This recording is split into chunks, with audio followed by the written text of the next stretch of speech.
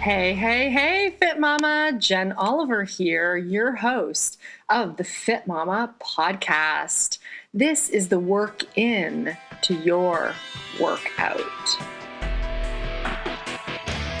Fit Mama, you are in for a real treat today. On this episode of the Fit Mama podcast, we have my very special guest, a good friend of mine, a colleague of mine from across the world, across the pond in Australia. Her name is Bree Stedman. Bree and I have known each other for a few years now. And the thing I love most about Bree, in addition to her amazing personality, is that she talks specifically about head talk. Yes, the speaking that we do to ourselves inside our heads is really what is one of the biggest things that I addressed with Fit Mamas when I work privately with them. Because yes, we think about fitness, we think about food, we think about all kinds of fun, but really the conversations we're having with ourselves inside our own heads are absolutely the main foundation. And her Own Your BS series, her book, her journal, her program, and everything that Bree does is so empowering. She really teaches emotional confidence, and she empowers you through your head talk so you can be that confident, happy, goal-oriented, goal-getting version of yourself that doesn't have these continuous over and over stories that you're telling yourself that actually talk you out of it. And the one extra thing that Bree works with that I love absolutely beyond is the fact that she works with the female brain, and specifically with our hormone cycles and how we are different than men. Yes, it is true. We can say how much we think we're just like men, but the very truth of the matter is that we are completely different beings, and everything inside our bodies and inside our brains works a little bit differently. So without further ado, I am bringing you the beautiful Bree Stedman from Australia with her gorgeous Aussie accent, and I cannot wait to hear your feedback on this interview. She is such a bright light in this world. Thank you, Bree, for being on here. Enjoy. I have been reading on my phone. I downloaded the Kindle app for free on Amazon. I downloaded your book and I cannot stop reading it. Today I was in line somewhere. I'm like, oh, own your BS, own your BS. I was like, I was glued to it. I was loving it. I'm so pumped. So tell me, wow, where do we even start? How did you get here? You wrote this book, Own Your BS. Yes. So it's been a bit of a journey that has surprised me a lot of times. 5 years ago, there was no way on earth I would have thought that a book was even in my future, let alone a possibility. So I suppose it's kind of grown organically, just because the more that I have taken ownership of how my thoughts sabotage and hold things down, the more I've been able to recognize that other women are doing it as well. And, that you see all the time women trying to fill up the holes with, in your instance, they're filling it up with diet fads and excessive exercise and all of these external things. It doesn't matter what they try and fill it up with, the thought is still sabotaging the effect of it and the long-term success of whatever it is they're trying for. So yes, I love that. And you go into detail about your own thoughts and some of the negative head talk that you had prior to really learning about the female brain and how it works with hormones. And we're going to get into all that tonight, because that stuff we're all dealing with that. That is not, just in Australia. Thank God you wrote this book out of Australia, but it's happening everywhere, right? Yeah, totally. Mamas, all the time, it's coming for this idea that you need to change, right? And I love what you say in your book about this idea of transformation.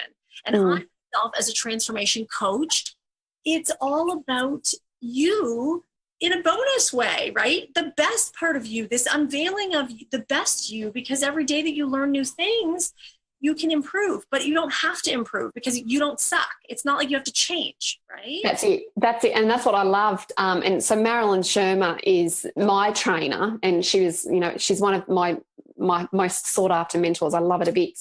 And she was the one who introduced me to the whole transformation rather than change, because, and I think I said it in the book, change is such a scary thought for so many people, because it means we have to admit that who we are is wrong, and who we're going to be is scary because we don't even know who that is. Whereas this idea of transformation, and I have a theory, and I don't know whether I talked about it in the book or not. I thought I was going to, but I think I didn't. Oh, no, maybe I did. I was talking about a staircase. So in my view, the way that life sort of represents is as this staircase where, you'll cruise along the plateau of the step for a little while, and you might have some ups and downs, but it's nothing that really rocks your world too much. You're able to handle it. And then the rise of the next step comes to greet us. And it's quite often not until we get right up against the rise of the step that we go, oh, God, I'm stuck. I can't move forward. I don't know how to go. So it's that recognition that you're at that base and taking responsibility that the only one who's going to get you from the base to the top of the next step is you. And then you get to the next step, and then guess what? The step moves again, and you ride the plane again, and the tread runs for a little while, and then something else happens and another rise comes.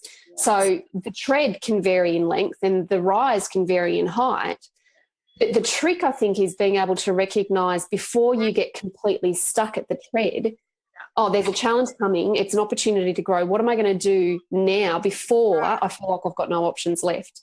And if you do get to that point, being able to say it's okay to go back, because taking it back is going to give me a different perspective so that I can then move up. Such a good perspective. Yeah. A really good analogy, and it helps us understand, because there is always that next rise, right? Now, how about this idea of continuous achievement? Is it okay to just enjoy those plateaus for a bit? Because I do sense this urgency all the time. And I know it's in myself too. I'm this kind of type A, go, go, go. What else is next? I can't wait. And it sometimes is exhausting, right? Yeah.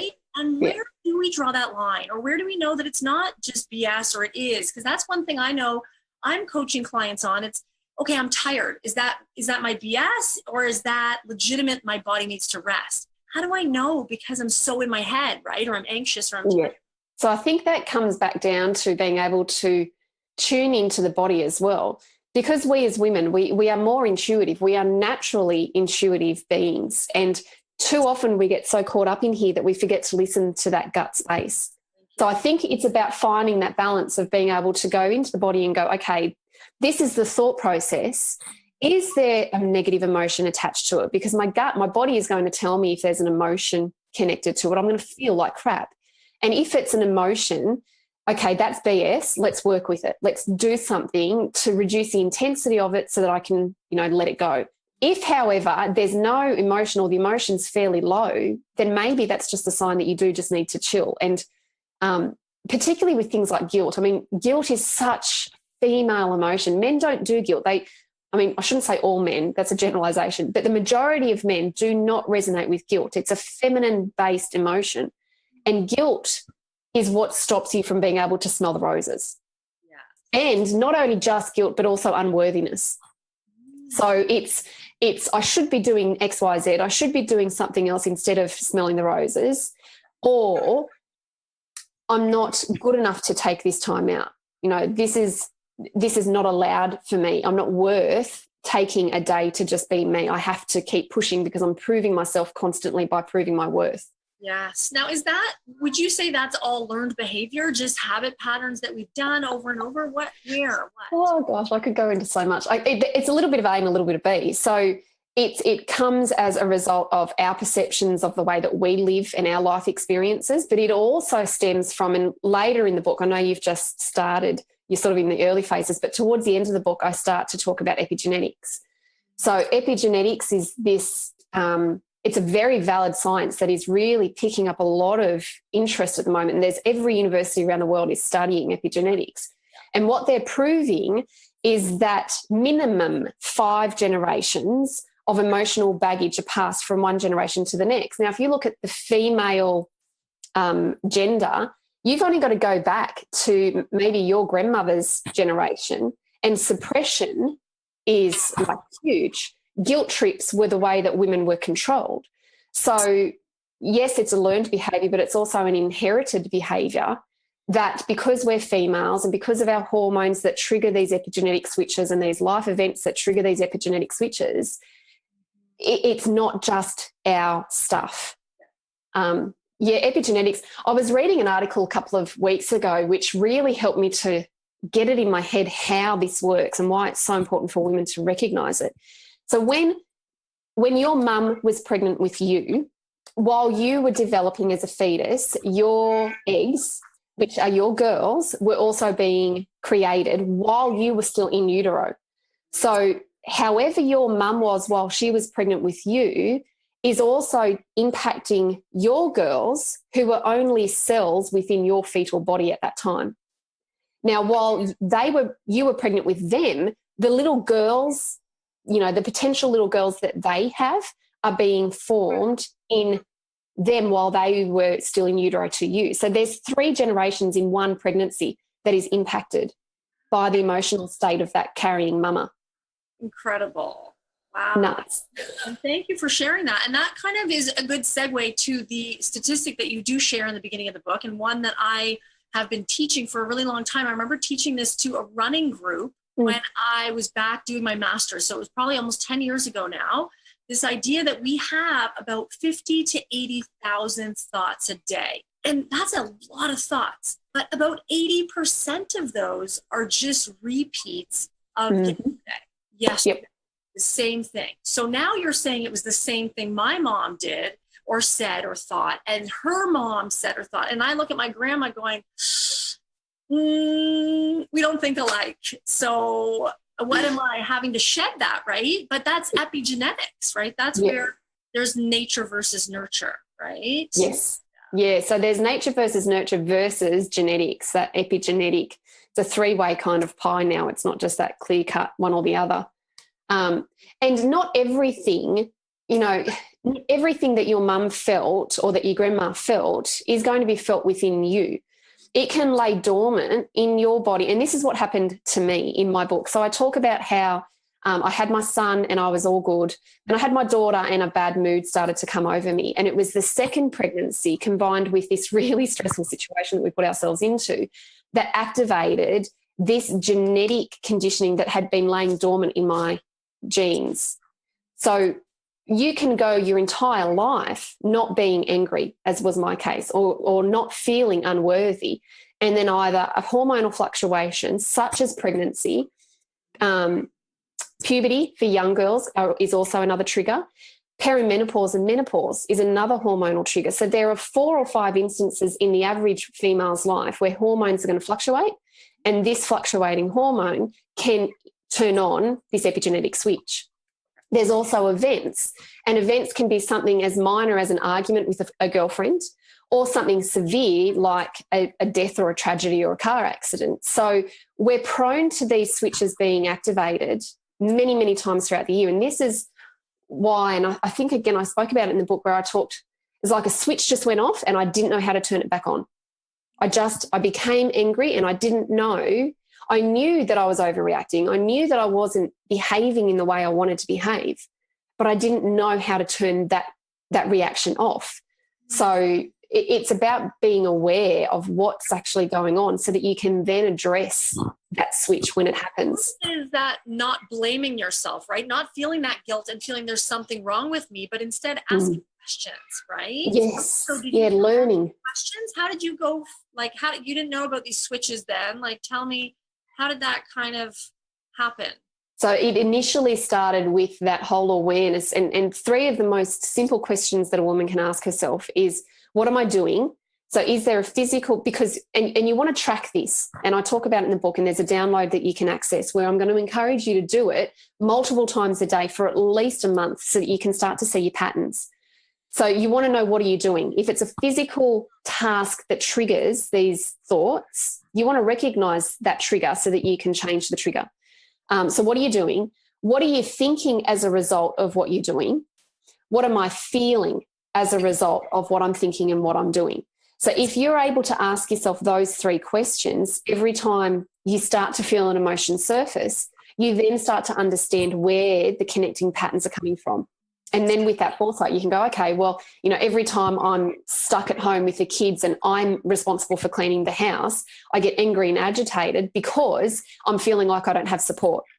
So in that instance, what can I do to try and communicate my frustrations in a better way so that I can bring in some more support? Maybe I need to have a conversation with my husband or say I need help. I love this. And you created an amazing table that's in there that helps kind of outline this. I took a screenshot on my phone. So I was like, I'm going to refer back to this later because it had these columns. So I encourage you. Right now, the book is 99 cents. I got it for Canadian here, but I know same in Aussie. It's $1 something. Right? $1.33 in Australia. Steal. It's a steal because I'm going to refer back to it and it's right there on my phone, right? Yeah. That's amazing. So this is not just a book about all kinds of information. It's really a book to help you take action. I mean, I wanted to journal the rest of the day after I started this book. And I was like, well, I have things to do. Oh my gosh, but with the thoughts, I got to get them out. I got to figure it all out, right? So it's an action book. It's really something that is very empowering. And it's I know no fluff. No, it's no BS, right? It's own your BS, but no BS on the way. So you teach emotional confidence, and that is part of this process. So maybe share a little bit about how that connects with owning your BS and the confidence piece. Because I know for me, when I'm working with Fit Mamas, them taking action steps towards their goals, getting moving every day, eating foods that nourish them, they feel good with, those things really start with them feeling confident. And like you said, feeling deserving of taking that time or taking those resources. I'm eating this healthy food. These are resources I could be giving to my family, right? And in the past, in generations, it was like mom eats last, mom eats the cold eggs, mom eats the toast crust. Been to that movie, I still attend it, right? It happened, right? Because it's like, oh, they deserve it. Oh, look at the perfection. Oh my gosh, I can't even think straight because I haven't nourished myself. So where does the confidence piece come in, and how do we build that into our lives when they feel so chaotic and we are tired or triggering this? It's something as well that I think you have to recognize it's going to take time. It's not something that you're just going to wake up tomorrow morning and go, oh, I'm confident. If you've had these sabotaging habits for years, then it's going to take years consciously to turn it around. Now, there are shortcut ways that you can bypass that, and that's when I work with my clients one-on-one. I have a program called Emotional Detox, and that is what we do in the detox. We bypass that conscious effort to be able to just clean out the soul. However, before you can get to that point, you still have to be aware of what's going on. An unconscious mind cannot be healed. An unconscious mind cannot help itself to clarity. So, and I think that's the space between, where you are now. The next step is owning it. So actually recognizing what's actually going on and taking those proactive steps to say, this is not how I want my life to be. These are the choices and this is what I'm going to start doing. And the more you do that, the confidence then starts to build, because all of a sudden you're not focusing on that crap that you keep getting caught up in. You're focusing on what you can control, and that is power. And what comes with power is a sense of confidence, because you've got control. It's tricky at times because, like you've said, if you've got all of these other priorities that seem to be more important, we as women, because of our history, we feel like we have to put them first. But everyone who watches this and who's joining us live or who's watching the replay, the number one thing you have to allow is to put yourself first. I got into that big old mess of crazy psycho mama because I was putting my business first, I was putting my kids first, I was putting everybody else's opinions and expectations of who I was first, that I completely lost sight of who I was. And then I lost my self-worth because I was whoever everyone else defined me to be. So you have to be able to say, in some way, it's okay for me to put me first. And the more I do that, the more I'm going to be able to help other people.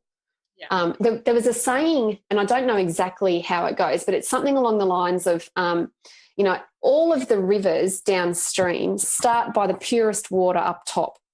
And the purest water comes from you. So the more pure you are, the more confident and clear you are about who you are and clear you are about who you want to be, that then streams out to everyone and everything around you. So you have to start putting yourself first, because when you're, and the other thing is as well, when you're flat, when you're full of this negative BS that just keeps pulling you down, how can you possibly lift someone else, including your children, up? Because they are getting the filtered versions of you all of the time. Yeah. So it's upside down. We have to put us first and recognize that by doing that, we're actually giving these other people the permission to step up as well. Very true. And I love that. Now, I know that we hear that a lot, and put yourself first, but what does that actually look like when your whole life is actually constructed to not allow that? And I know I teach people to take the time for themselves and really put a schedule together where they are fit into that schedule. But if everyone, it revolves around you doing these things, you take care of this, you take care of this, you organize all these things, and you feel like you have the weight of the world, how is this possible? I think you've got to firstly recognize that you do have control. We all have control over our agendas. We have control over our everyday activities. And yes, particularly when you've got young kids, you are responsible for them and you are the caretaker. So you do have to, be there for them, but you don't have to do everything. I see so many mums thinking that they're going to be the best mum because they've got their kids involved in every activity. No, that's so that's you trying to fill yourself up by making everyone else seem that being busy is being good. No. So you have, and I know that it's tricky. I know it's hard. Hello, gorgeous.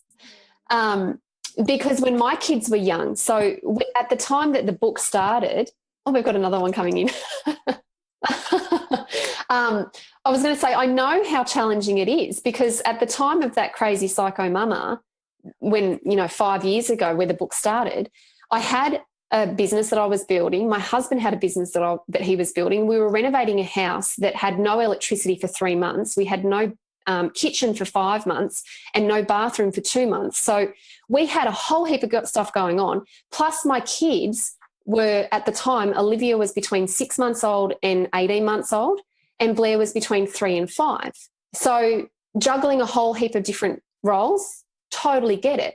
But look at what that resulted in when I got lost in all of the chaos. It just became more chaotic. It became more destructive. So one of the best tips I think I can give to those mamas who are struggling to put themselves first is to identify, and in the book there's a whole program that you can work through to help you to do this, but identify the 2 or 3 things that are important to you right now. Now, your only priority every day is to honour those things. So if the kids are obviously going to be something that's important to you, your relationship with your husband has to be something that's important to you, separate from the kids, because you want that family foundation to stay strong if that's the case. If you're by yourself, then you want to have another nurturing relationship where you've got someone else to go back to, because you need that support of a partner, whether it's a romantic partner or just a supportive partner. And then if you've got a business that's important to you, that might be number 3. Now, what I do, I don't know whether I've got a copy of it floating around somewhere. I do, here. Really, really quickly, I'll show you. So this is a basic weekly plan that I set up for me. And you'll see I've got pretty much 3 priorities. Yellow represents my family, pink represents my business, and blue represents a second business that I'm participating in at the moment. At the beginning of every week, I look through that plan and I go, is there balance there? Is my business time creeping into my family time? Because if that's the case, I'm going to feel out of whack. So by you creating your plan, you're taking responsibility for your actions. Likewise, if you've got too much family time there and not enough just you time, and you time doesn't need to be going to the day spa for a massage. You time can just be 15 minutes in the morning before you get out of bed. Hey? It can be exhausting scheduling more things, right? Yes. Sometimes you get space, right? Simplify it. Yeah, exactly. Simplify. And so you are so courageous in this book, Bree. I just love it. You really, you get down to the details of what feelings you were having, especially when you were in that quote unquote crazy psycho mama phase, which we all have identified with, I mean, it gets the best of you sometimes, and you are juggling so many things, and we decide we can do it all, right? We can just, everything will work all the time. But what happens is obviously we can't. And then it starts to do those switches, right? So tell me about the female hormone cycle and how all that is kind of integrated, because we are all, most of us are moms. A lot of us have, gone through pregnancy and all the hormone stuff. So share with us a little how that kind of integrates with the head talk. Yeah. So the hormones is probably something that we do not talk about anywhere near enough. And again, because for the majority of us, we've been raised in this environment where we just have to keep go, go, go, go, go. Now, that go, go, go philosophy comes from a male's point of view, where once they've gone through puberty, their testosterone levels just stay the same until they die. Nothing changes. So for females, every single day, and this is regardless of whether or not you have a period. I think as well that's a big misconception that you have to have a period to have a cycle. Totally not the case. Regardless of whether you've had a hysterectomy and you no longer have periods, whether you use a contraception device like a Mirena, which stops your periods for 5 years, you will always have a fluctuation of hormones. So I encourage in the book women to start tracking what their hormone cycles look like to them. And again, it's going to take a bit of commitment on your behalf to recognise what those symptoms look like for you. But essentially, you'll start to recognise that there's 4 kind of seasons, we call them. You've got your winter season, which is where your period lies. At that time, your estrogen and progesterone levels are really low. This is the time when women feel like we should be pushing through because guilt is at its highest. But it's a time when we really need to just allow ourselves to take the foot off the pedal for a little bit and just cruise. Now, it doesn't mean you stop. It doesn't mean you say, oh, I've got my period, I can't work today, because that doesn't, in this Western world, we don't have that luxury. But it does mean you can maybe delegate a few more tasks, or maybe look at the to-do list and go, does this all really need to get done this week, or can I push some of it off to next week when I know my energy levels are going to be a little bit more abundant? So your winter cycle, it's a flat cycle. After you come out of winter, we go into spring. Now, spring is where estrogen starts to boost again. So all of a sudden we feel like we've got life back in our bones. We want to get out there and start socialising. We want to have a bit of fun. So in your spring cycle, you're going to start being more proactive on your to-do list. Summer, again, it runs through. Your estrogen levels are at its highest. Your progesterone levels, rise, which gives you that drive to get stuff done. So you want to make the most of that time. Now, you also do have a mid-cycle slump because after you ovulate, your estrogen, so your estrogen levels start to drop a little bit, and before your progesterone catches it, you have a couple of days where you might feel a little bit off. Again, it's normal. It doesn't mean there's something wrong with you. It's just your hormones doing what your hormones do. And then after summer, you go into autumn. So autumn is that crazy psycho mode where, your emotions are going to be heightened.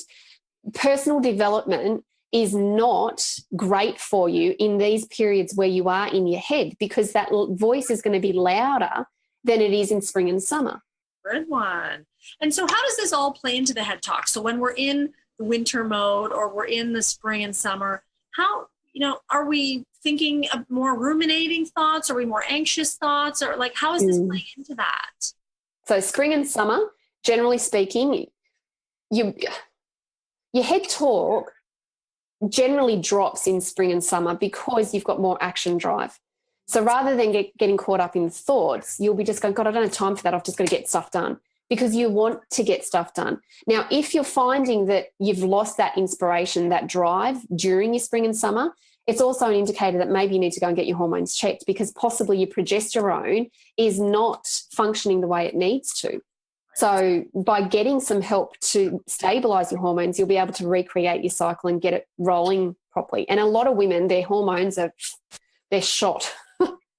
Pregnancy does, and it takes the body a few years to get over something like pregnancy. And most of us go and have, baby number 2 within 24 months. So your hormones are not good. So spring and summer, your head talk will generally be a little bit more self-appreciating. Autumn and winter is when you're going to feel a little bit more self-critical. Autumn more so than winter. So in the few days before your period is due or before your estrogen and progesterone levels are at their lowest, you'll find that you will be the most overreactive. You'll get into a state of overwhelm a lot quicker. You'll snap a lot more, and then you'll turn it on to yourself and start to feel even more guilty.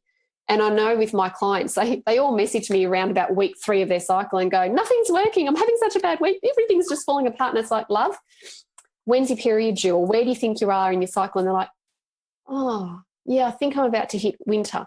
Right. Come back to me in a few days then and let me know how things have changed. And it always changes. Yes, you're right. That is so, my mom asked me that same question and it kind of drives me crazy, but it's a good one. So thank you for putting things in perspective.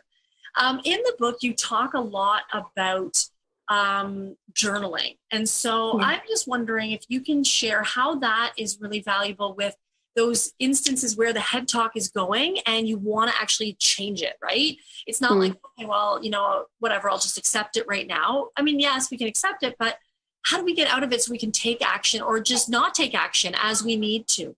Okay, so your head talk is kind of like your kids.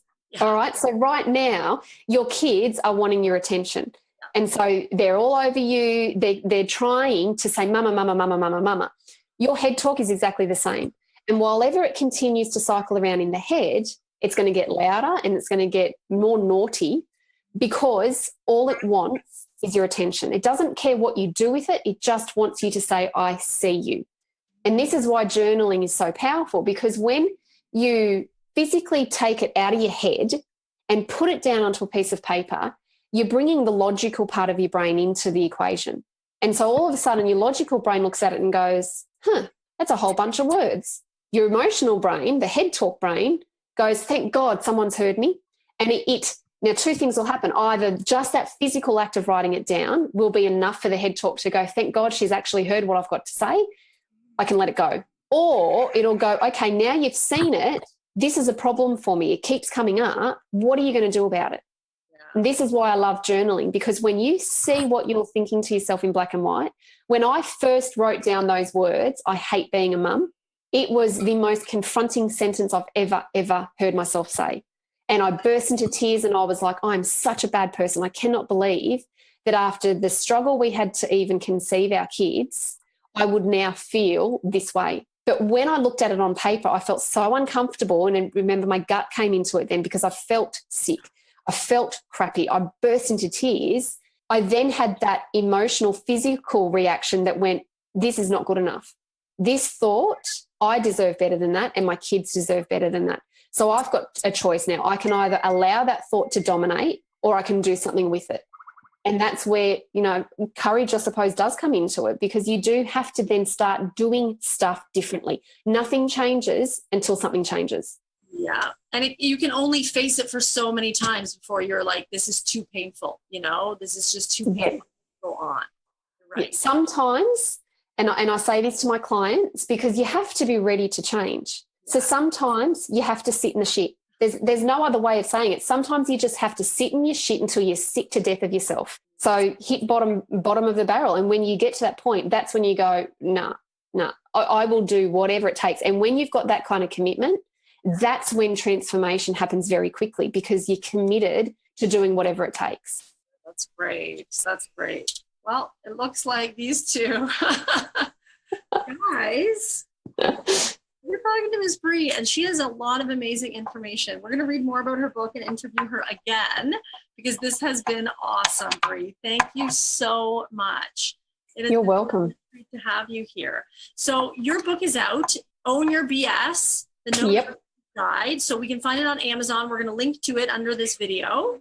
So yes, and it's available again for about another week for that 99 cents US. So I would encourage you to download it and then actually use the tools, because those tools are going to be, you can read it and do nothing with it and it'll be just another book you read once. Or you can read it and physically do something with what you've learned, and that then gives you that potential new habit to start to develop. So do something with it. The implementation is super important. And then if you love it, please leave a review. Amazon review me. Yes. Well done. And thank you so much for being here. Thank you on behalf of all the Fit Mamas and the girls and myself. And enjoy. Have a great day in Australia. We'll see. Thank you for having me. You have a wonderful evening. Thank you. Bye. Bye. Thank you, thank you, thank you, Bree, for being here. I've thanked you many a times, and thank you, Fit Mama, for being here. Even if the audio wasn't perfect on that interview, I know there was so much valuable content you got. I know I got tons from listening to that, from interviewing her and from listening to it again. She is such a beacon of wisdom, and I am so excited that Bree and I are actually doing a retreat together this October, the 12th to the 14th. So you can apply and get more information about the retreat at lovefitmama.com/retreat. And that is in the show notes of today's show. You can also reach me or Bree at any time on social media, and all those handles are there. I cannot wait to help you own your BS and empower you through your head talk and have constructive and conscious emotional thought analysis, as Bree says. So enjoy your day. Thank you so much for being ready to own your BS. I will see you online and at the retreat, Fit Mama. Have a great day.